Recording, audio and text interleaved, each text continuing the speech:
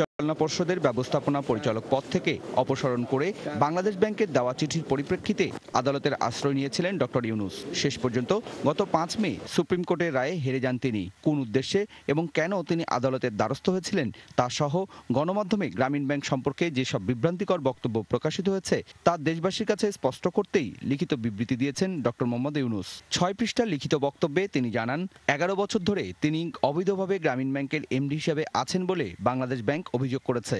যদিও এই সময়কালে বাংলাদেশ ব্যাংক নিয়মিত বাৎসরিকভাবে পরিদর্শন করেছে এবং কোনো বিষয় নিষ্পত্তিহীন রয়েছে বলে অভিযোগ তোলেনি বলে উল্লেখ করেছেন ডক্টর ইউনূস। কেন্দ্রীয় ব্যাংকের এই চিঠি সঠিক মনে না হওয়ায় সুবিচার পেতেই তাকে আদালতে যেতে হয়েছিল।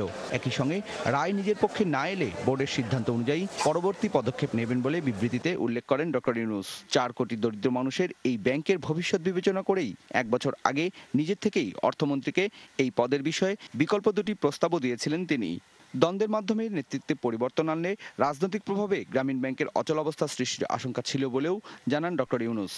গ্রামীণ ব্যাংককে বিশেষ আইনে সৃষ্ট গরিবের মালিকানায় একটি বেসরকারি ব্যাংক দাবি করে ডক্টর ইউনূস বলেন, ক্ষুদ্র ঋণদানকারী প্রতিষ্ঠানগুলোর মধ্যে গ্রামীণ ব্যাংকের সুদের হার সবচেয়ে কম।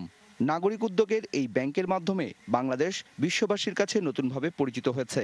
তাই এই ব্যাংকের অগ্রযাত্রা ধরে রাখা জরুরি বলেও বিবৃতিতে উল্লেখ করেন doctor Mohammad Yunus. Sushanta Sinha, ATN News, Dhaka.